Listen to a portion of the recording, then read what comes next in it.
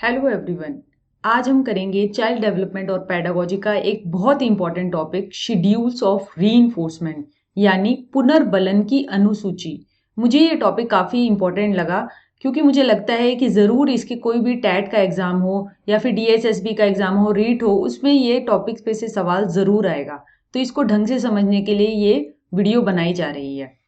सबसे पहले हम देखते हैं कि पुनर्बलन यानी रीइंफोर्समेंट क्या होती है। अब हम देखते हैं कि रीइंफोर्सर्स वो चीज़ होती है जो कि जब हम प्रदान करते हैं तो किसी बिहेवियर के होने के चांस बढ़ जाते हैं, उसकी प्रोबेबिलिटी बढ़ जाती है। तो वो चीज़ कहलाती है रीइंफोर्सर्स यानी पुनर्बलक। जब वो दिए जाते हैं तो कोई व्यवहार जो कि अपेक्षित आप चाहते हैं उसके चांस बढ़ जाते हैं कि वो बार बार हो। अब रीइंफोर्सर्स को देने का एक शेड्यूल होता है यानी एक अनुसूची होती है। तो वो दो प्रकार का होता है। पहला होता है कंटिन्यूअस शेड्यूल यानी सतत पुनर्बलन। कंटिन्यूअस शेड्यूल के अंदर हम बार बार यानी अगर हम देखा जाए कि एक बच्चा है और उसको उसने काम किया, उसके बाद हमने उसने रीइंफोर्समेंट दे दी, उसके बाद उसे बार बार काम करने पे रीइंफोर्समेंट प्रोवाइड ही की जाएगी। उसने काम किया, उसको रीइंफोर्समेंट मिली, काम किया, उसने रीइंफोर्समेंट मिली। इसी तरीके से स्किनर ने जो पिजन को दिया था, उसने रीइंफोर्समेंट दे दे के उसने एक बिहेवियर एस्टैब्लिश किया था यानी कि एक रास्ते पर चलाना उसे शुरू करा था।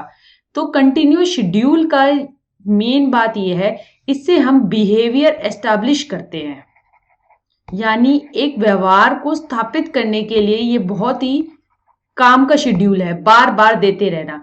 मगर इसके अंदर एक कमी ये है कि बार बार देने से जो पुनर्बलन की जो अपने आप में ताकत होती है ना, वो कम हो जाती है यानी उस काम को करने की इतनी ज्यादा इच्छा नहीं रहती। तो इसका ये है डिफेक्ट, ये है कि परसिस्टेंस डिक्रीज कर जाती है। कंटिन्यूअस शेड्यूल यानी बार बार देते रहना और बार बार देने से एक बिहेवियर को एस्टैब्लिश किया जा सकता है, मगर जो काम को करे रहने की इच्छा जो होती है वो डिक्रीज कर जाती है। क्योंकि पता है अगर एक बच्चे को आप बार बार रीइंफोर्स करते रहोगे तो उसे पता है मैं काम करूं या ना करूं तो मुझे रीइंफोर्समेंट तो मिल ही रही है ना, यानी मुझे जो पुरस्कार है या अवार्ड है या प्रेज अगर टीचर दे रही है, सेकेंडरी रीइंफोर्सर दे रही है, तो वो तो मुझे मिल ही रहा है। तो इस तरीके से उसकी प्रोडक्टिविटी डिक्रीज हो जाती है। इसी खामी को दूर करने के लिए हमारा दूसरा शेड्यूल है इंटरमिटेंट शेड्यूल यानी आंशिक पुनर्बलन। आंशिक पुनर्बलन के फिर चार्ट हैं: फिक्स इंटरवल स्थिर अंतराल, वेरिएबल इंटरवल चर अंतराल, फिक्स रेशो स्थिर अनुपात और वेरिएबल रेशो चर अनुपात। सबसे पहले हम देखते हैं कि आंशिक पुनर्बलन क्या है। आंशिक पुनर्बलन में रीइंफोर्समेंट होती है, वो लगातार नहीं दी जाती, वो टुकड़ों में और तोड़ तोड़ कर दी जाती है, पता नहीं होता कि वो कब आने वाली होती है। तो इसलिए जो बिहेवियर करता है यानी कि जो रीइंफोर्समेंट के लिए जो चाव होता है, जो मिलने की के लिए ऑर्गेनिज्म काम करता है, तो उसकी इच्छा बनी रहती है। तो इसमें परसिस्टेंस, काम में लगे रहना, वो ज्यादा होता है एज कंपेयर टू सतत पुनर्बलन। अब हम इंटरमिटेंट शेड्यूल्स के चारों टाइप्स को ढंग से ग्राफ के साथ समझने की कोशिश करेंगे। सबसे पहला है फिक्स इंटरवल। फिक्स इंटरवल को हम FI से कह सकते हैं। और स्थिर अंतराल, स्थिर अंतराल का अगर हम एक एग्जांपल ले, वीकली क्विज हो रहा है यानी हर सोमवार को एक क्विज होगा। तो सोमवार को जैसे जैसे एक रिस्पॉन्स है, बच्चे का ये रिस्पॉन्स रेट है, जैसे जैसे सोमवार आने को होगा तो बच्चा जो है वो तैयारी अपनी करने लगेगा क्योंकि उसे पता है कि मेरा क्विज आने वाला है। और जैसे ही क्विज हो गया उसकी तैयारी जो है वो फिर कम होती चली गई, ये देखिए। और जब दोबारा क्विज का डे आया यानी सोमवार को फिर से क्विज आने वाला है तो उसका रिस्पॉन्स रेट हाई हो गया और उसके बाद फिर दोबारा नीचे गिर गया। तो ये कहलाता है, इस पैटर्न को कहलाते हैं हम स्कैलॉप्ड रिस्पॉन्स पैटर्न। स्कैलॉप्ड का रिस्पॉन्स पैटर्न का मतलब है कि एकदम से बढ़ता है जैसे जैसे हमारा रीइंफोर्समेंट का डे पास आता है और जैसे जैसे रीइंफोर्समेंट पुनर्बलन मिल जाता है तो ग्राफ जो है, रिस्पॉन्स जो है वो नीचे की ओर गिर जाता है। और जैसे जैसे जब दोबारा एक निश्चित अंतराल, जब दोबारा वो अंतराल पास आने लगता है तो हमारा रिस्पॉन्स इंक्रीज होने लग जाता है और फिर दोबारा डिक्रीज कर जाता है। This is called scalloped response pattern. Fix interval अब हमने देख लिया। अब हम दूसरा देखते हैं, वेरिएबल इंटरवल यानी चर अंतराल। चर अंतराल में हमें पता नहीं होता कि हमारी रीइंफोर्समेंट जो है वो कब आने वाली होती है। जैसे कि एक टीचर ने क्लास में कह रखा है कि मैं सरप्राइज टेस्ट लूंगी। अब सरप्राइज टेस्ट कभी भी हो सकता है, आज हो सकता है, कल हो सकता है, कभी भी हो सकता है, तो तैयारी तो अपने आप करके रखनी पड़ेगी ना। तो जो रिस्पॉन्स है, यानी कि आपको स्टूडेंट को रिस्पॉन्स देना है एग्जाम के अंदर, वो उसको रीइंफोर्समेंट फिर मिलेगी अगर वो अच्छा परफॉर्म करेगा तो उसके लिए जो उसकी तैयारी होगी, रिस्पॉन्स पैटर्न, वो एक तरीके से स्टडी ही होगी। यानी कि ग्राफ देखा जाए तो वो तैयारी करता ही रहेगा, क्योंकि उसको पता नहीं है ना कि कभी भी एग्जाम हो सकता है, या तो पहले दिन हो गया या फिर कई दिन बाद हो गया, लगातार हो गया। तो इस तरीके का वेरिएबल इंटरवल जिसमें हमारा कोई निश्चित समय सीमा डिसाइड नहीं होती, सरप्राइज होता है कि कभी भी आपका एग्जाम हो सकता है, तो वहां पर जो रिस्पॉन्स पैटर्न होता है स्टूडेंट का, वो होता है स्टीडी। यानी कि एक तरीके से आप ये देखिए, एक जैसा है ना, ग्राफ में बहुत ज्यादा उतार चढ़ाव नहीं है ना, तो ये कहलाता है वेरिएबल इंटरवल यानी चर अंतराल। अब तीसरा है फिक्स्ड रेशो यानी स्थिर अनुपात। अब फिक्स्ड रेशो का मतलब ये होता है, जैसे कि इसमें काम से मतलब होता है। जैसे कि एक स्टूडेंट को काम दिया गया कि उसको ओरिगेमी के अंदर 10 एनवेलप्स बनाने, 100 एनवेलप्स बनाने हैं, ठीक है। अब 100 एनवेलप्स उसने बनाए। अब वो जरूरी नहीं है कि वो एक दिन में भी कर सकता है, वो 2 दिन में भी कर सकता है, 3 दिन में भी कर सकता है। मतलब है पीस से 100 एनवेलप बनाने से। तो उसका जैसा ये है कि उसने हाई रिस्पॉन्स पैटर्न दिखाया, अपने 100 एनवेलप बनाए, और जैसे ही एनवेलप बनाए ना, फिर ग्राफ नीचे की ओर चला गया। ये जो ग्राफ का नीचे की ओर जाना कहलाता है post reinforcement pose.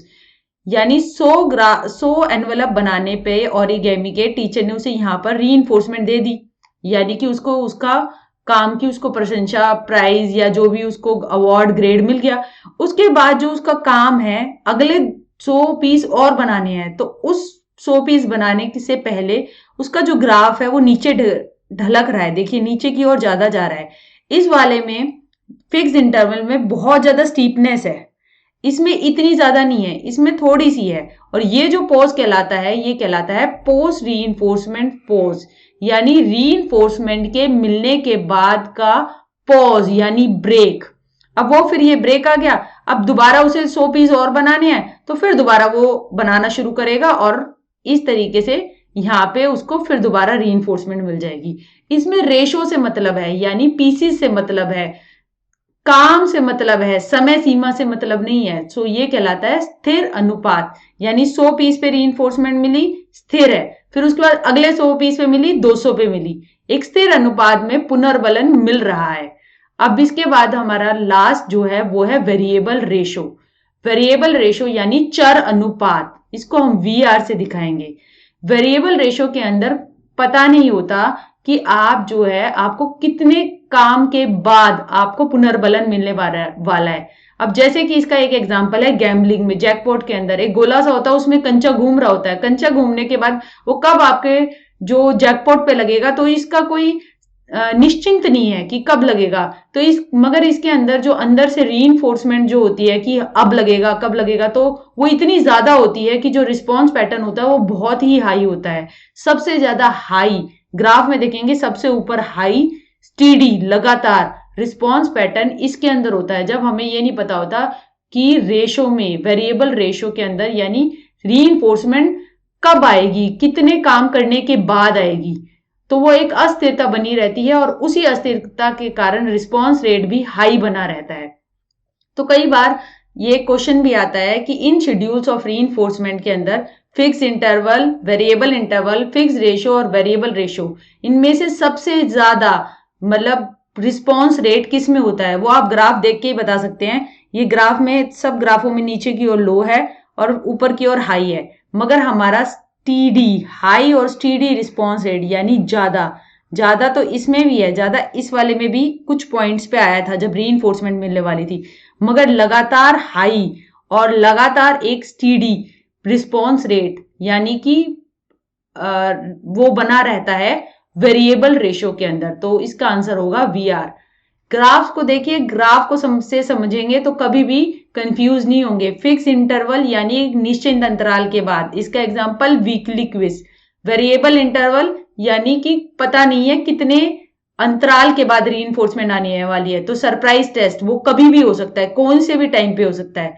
Fix ratio काम से मतलब है, पीसी से मतलब है 100 एनवलप बनाए 200 बनाए, एक फिक्स रेशो में है। वेरिएबल रेशो पता नहीं है कि आपको कितने काम के बाद मिलेगा, तो ये जैसे कि गैम्बलिंग के अंदर कब जैकपॉट लगेगा स्लॉट मशीन में, पहली बारी में एकदम लग सकता है, लगातार 3 लग सकते हैं, तो ऐसा कुछ भी नहीं है, तो वेरिएबल है वो।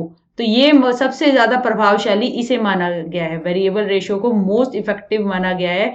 एक रिस्पॉन्स रेट इसमें सबसे ज्यादा हाई और स्टेडी होता है, और ये इसको मोस्ट इफेक्टिव माना गया है लर्निंग के लिए। कंटिन्यूअस रीइंफोर्समेंट जो हमने पहले देखी थी, जैसे यहाँ पे, उससे हम एक बिहेवियर को एस्टैब्लिश करते हैं, मगर उसमें परसिस्टेंसी नहीं होती, यानी लगातारपन वो नहीं होता, और वो परसिस्टेंस सबसे ज्यादा हमारी वेरिएबल रेशो के अंदर होती है। परसिस्टेंस इन चारों में होती है, मगर सबसे ज्यादा मोस्ट वेरिएबल रेशो में होती है, यानी एक व्यवहार का बने रहना वो परसिस्टेंस कहलाता है, वो सबसे ज्यादा वेरिएबल रेशो के अंदर होता है। तो थैंक यू वेरी मच। उम्मीद करती हूँ कि पुनर्बलन की ये अनुसूची आपको समझ में आई होगी। ऐसे ही साइकोलॉजी की शॉर्ट वीडियोस टॉपिक से रिलेटेड मैं बनाती रहूंगी। प्लीज अपने फीडबैक मुझे कमेंट बॉक्स पे डालिए, और कौन से टॉपिक्स पे आप शॉर्ट वीडियोस चाहते हैं तो वो भी प्लीज मुझे बताइए। Thank you very much.